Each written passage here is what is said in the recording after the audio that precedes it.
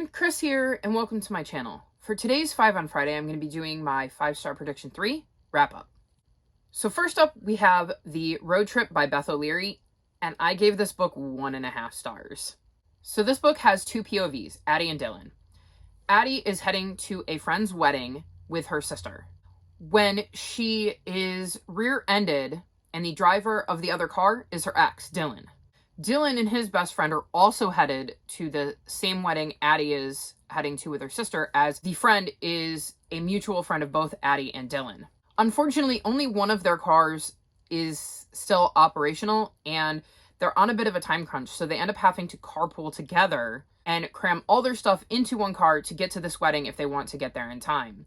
Of course, during this trip to the wedding, which is I think an 8-hour drive, the ends of Dylan and Addie's relationship is kind of casting a pall over the whole car, and they have to kind of deal with that awkward situation while on their way to the wedding. So I did not like this book. I really loved the first 2 of Beth O'Leary's books that I read, which are The Switch and The Flat Share, and I'd had high hopes for this one, but this one just did not work for me. To be honest, I don't even remember that much about it. It didn't even stick with me. And that is usually another sign when I really don't like a book, is I don't tend to hang on to the details. But if I remember correctly, I did not care about Addie and Dylan's relationship. I was not invested in why they broke up or whether they were going to get back together or not. I found Dylan's best friend to be extremely annoying. They had a random person in the car with them that they kind of did a car share thing. I think it was Addie who did a car share. He is another guest that was attending a wedding, and they offered him a ride because he needed one or something. But he was just thrown in there for an extra person to witness this weird, awkward ride. And I didn't enjoy it. I really am struggling to remember a lot of the finer details to this story that aren't super spoilery, because I know one of the biggest reasons I didn't like this book, but it's a huge spoiler, so I can't really say. But basically, the reason they broke up and the reason the relationship kind of ended is something I really didn't like. So I just didn't like this book. It didn't work for me. And yeah, I was really disappointed because I had such high hopes for this book based on my love of Beth O'Leary's previous 2 books. Next up is Under the Whispering Door by TJ Klune, and I gave this book 5 stars. So in this book, we're following a man named Wallace who, after he dies, is brought to the tea shop that is owned by Hugo. Hugo is a ferryman, and his job is to help souls cross over. And Wallace is struggling because now that he's dead, he has time to reflect on his life and realizes that maybe he didn't lead the life that he wished he had or spent his time the way he wished he had. And so he's really struggling with this being dead thing and feeling like he didn't really get to live while he was alive. As he kind of starts to realize the error of his ways, the manager shows up, and the manager is kind of Hugo's boss. And the manager basically tells Wallace he has 7 days to finish up whatever unfinished business he has and live whatever life he can live, and then he has to cross over whether he wants to or not. So Wallace kind of has to cram everything he would like to do before he crosses over into 7 days. So this book is beautiful. Just absolutely beautiful. I love this book, and there's definitely a comparison to be made to TJ Klune's other book, The House in the Cerulean Sea, but whereas everybody I've seen describes that as such a nice book, or a middle grade for adults, or a warm hug, or a chocolate chip cookie, or stuff like that, this one has some of that, but there is a lot more grief involved. This one is a lot heavier because there is so much talk of grief involved and regrets and stuff like that. And I've heard a lot of people say that they struggled to get through this book, not because they're not enjoying it, but because it's such an emotionally draining book. If you're not in the right headspace, or you just can't handle reading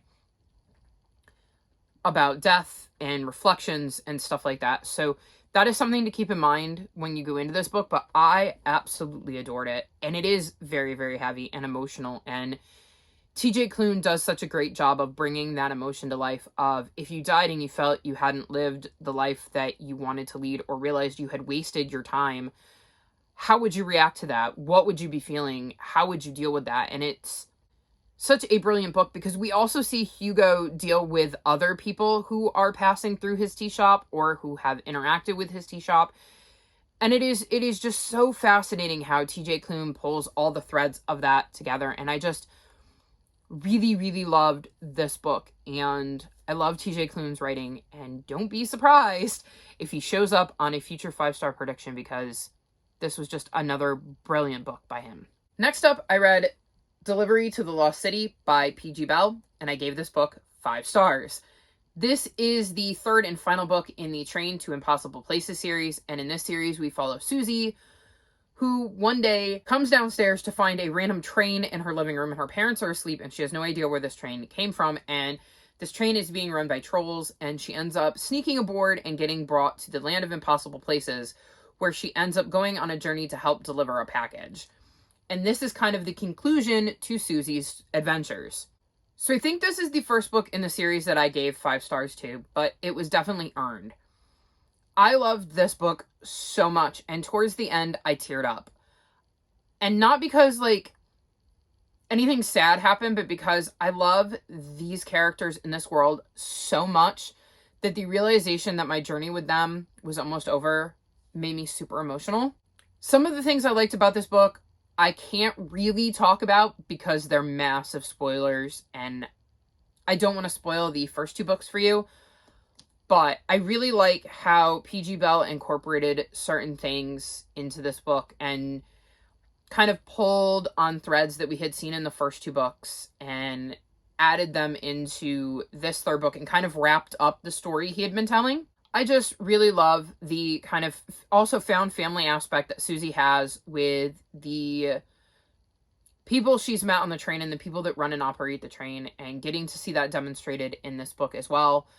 I really, really love this book, and I am so going to miss these characters and this world. And if P.G. Bell ever wanted to write kind of a companion series where we got to see other parts of this world, or a prequel or something like that, I would definitely be down to check it out, because I'm really going to miss the Impossible Places. And this book had everything that I was looking for in the finale of the trilogy, so there was no doubt it was getting 5 stars. Next, I read Amelia Feng and the Rainbow Rangers by Laura Ellen Anderson, and I gave this book 5 stars. So in this series, we're following Amelia Feng, who is a vampire who goes on adventures with her friends. And in this one, she's going on a trip to Sugar Plum Island with her Rainbow Rangers troop. And once there, she and her friends end up getting cursed and get shrunk down to the size of bugs and have to figure out how to reverse the curse and become normal sized again. This was just another cute entry into the series. I really love seeing Amelia's adventures and seeing her relationships with her friends and how they grow. And I love seeing the characters that she ends up interacting with in all of her books, including this one. There were new characters we got to meet, and it was very interesting to see how those interactions came about and how Amelia handled them. And it's such a good younger and middle grade series, and I really, really love it, and definitely plan to continue on with the series in the new year if I can get my hands on the books. I may have to buy them because I think I've tapped out my library. But I already own the first 4. This is book 4, so at some point I was going to own them anyways. So my plan is to hopefully finish this series in 2022 because I just love it, and it's such a cute, sweet series, and really is focused on the friendship between Amelia and her friends and the adventures they're on. So another brilliant addition to the series, and another 5-star book in this round. And the last book I chose for this round of 5-star predictions was Defy the Night by Bridget Kemmerer, and I gave this book 5 stars. So in this book, we're in the Kingdom of Kandala, and there's a terrible sickness going around, and the people of the kingdom are starting to get a bit fed up because there's not enough medicine to go around to help protect everybody from this sickness. And we have 2 POVs. The first of which is Tessa, who lives with the common folks and with the help of a friend is stealing moonflowers, which is the main ingredient in the medicine, and making the medicine and helping to spread it to people who can't afford to buy it. And obviously, the more money you have, the more access you have to this medicine. So they're really trying to help the people who need it the most. And then our other point of view is Prince Korik. And he and his brother, King Harriston, were forced to take over the throne when their parents were assassinated in front of them. And Prince Cork's job is to also be the king's justice, which means he kind of deals out all of the punishments, and he and his brother are a bit ruthless due to their parents' assassination because the only people they know they can trust is each other. So it makes them very wary of other individuals. So they tend to be very brutal. And as the tensions are building, they're having to be more and more strict with what they're doing because, again, there's only so much supply of this medicine and only so many people they can help. And as this rebellion starts to build against not having enough medicine to go around, it affects both Cork and Tessa's lives in very different ways, and we get to see how that kind of plays out. I absolutely loved this book. I loved getting to see all of the different sides to Prince Cork because there is the side that the common folk and Tessa know, which is the king's justice. He's like this mean, awful human being who does these horrible things and just seems to have no leniency or compassion for why these people are so desperate.